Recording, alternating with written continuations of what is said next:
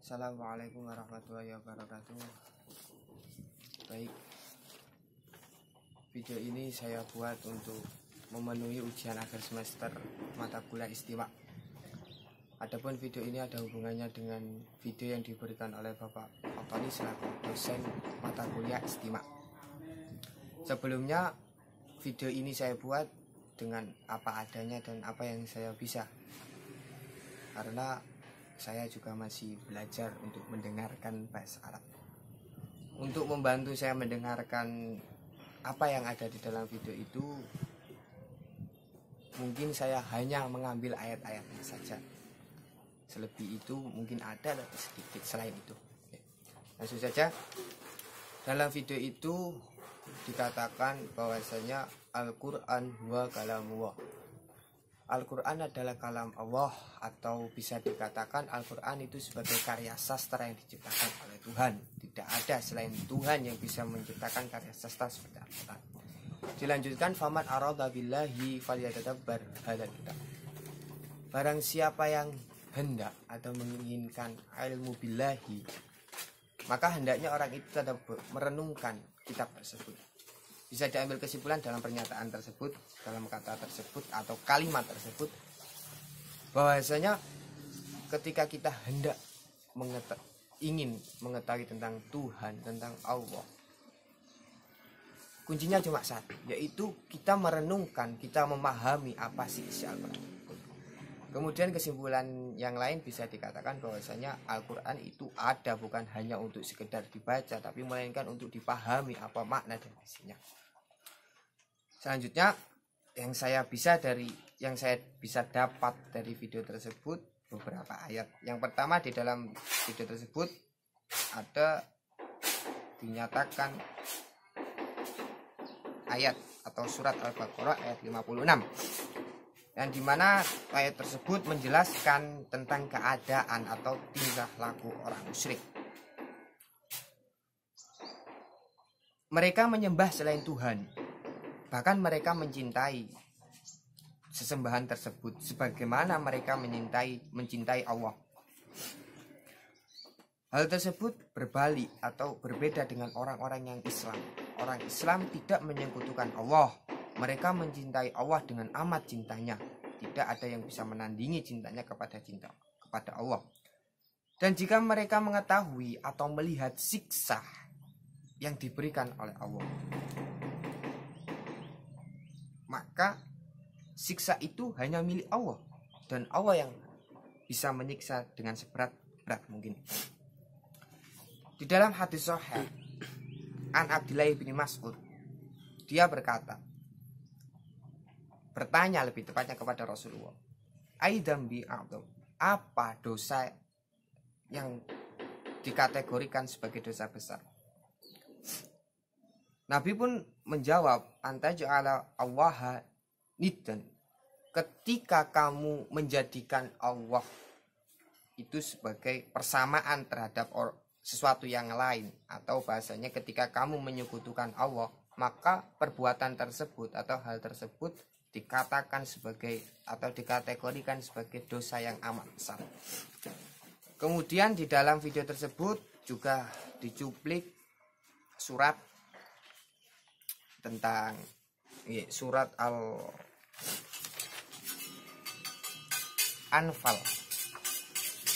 ayat 2. Innamal mu'minuna alladzina idza dzukirallahu wajilat qulubuhum al-ayat. Ketika orang-orang yang beriman, orang-orang mukmin menyebut nama Allah di dalam hatinya dengan penuh rasa takut, maka orang mukmin tersebut akan bertambah imannya. Di sini dikatakan wahadihi sifatul mukmin. Haqqal mukmin alladzi idza dzukirallahu wajila qalbuhu ay khafa minhu fa fa'alu awamirahu wa tarku nawahihi.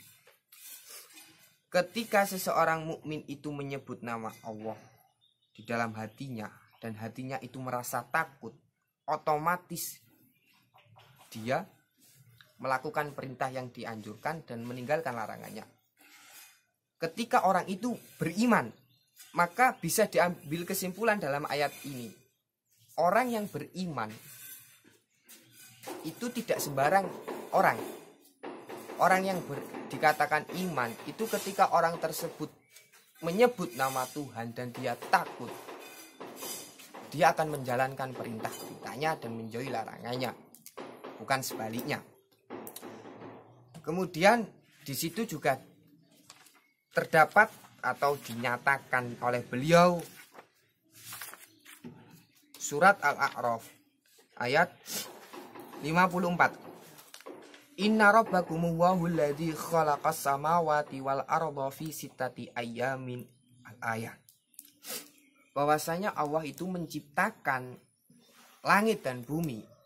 Bumi dan langit ini diciptakan oleh Allah fi sittati ayyam, dalam 6 hari. Di sini dikatakan fa'amal hadisu alladzi rawahu al-Imam Ahmad. Khalaqallahu at-turbata yaumas sabti ila akhirih. Allah menciptakan tanah yang sekarang kita tempati itu pada hari Sabtu. Kemudian Allah menciptakan gunung yang ada di bumi yang kita lihat biasanya itu pada hari Minggu. Allah menciptakan pohon yang menancap di tanah yang ada di bumi yang sering kali kita lihat dengan panca indera kita itu pada hari Senin. Kemudian Allah menciptakan segala sesuatu yang tidak kita sukai, makruh, yaitu pada hari Selasa. Dilanjut Allah menciptakan cahaya, Allah menciptakan nur, yaitu pada hari Rabu. Dan Allah menciptakan, menyebarluaskan hewan ternak di bumi ini untuk kehidupan kita itu pada hari Kamis. Wa khalaqa Adama ba'dal asr. Allah menciptakan Adam itu pada waktu setelah asar di hari Jumat. Yuhsil laila an-nahara yatlubu hasisan. Allah menciptakan malam, juga menciptakan siang. Di dalam video itu juga dikatakan bahwasanya siang itu maqamul maksiat, wal lailu maqamul ibadah. Ini sesuai dengan apa yang pernah saya pahami dari kitab tafsir surat Yasin. Bahwasanya malam itu tempat untuk ibadah dan siang itu tempat untuk maksiat seseorang. Bahkan di situ dikatakan salah satu tanda akhir atau kiamat ketika seseorang ahli ibadah dalam malam hari dia melakukan sholat tahajud, tapi dia merasakan kok tidak siang-siang, kok matahari tidak muncul. Dia kembali sholat lagi. Begitu seterusnya. Gambaran tersebut itu merupakan salah satu tanda-tanda akhir kiamat, di mana matahari yang biasanya muncul setelah adanya malam itu tidak muncul. Ini juga sesuai dengan ayat yang dinyatakan dalam video tersebut, yuhsi laila an-naharu yatlubu hasisan. Ayyadhabu dhulamun hadza bidiyai hadza wa diyai hadza bidhulamin hadza. Allah menghilangkan petang dengan cahaya. Begitu juga Allah menghilangkan cahaya dengan petang. Mereka saling kejar-kejaran. Pagi, malam, pagi, malam, pagi, malam, dan seterusnya.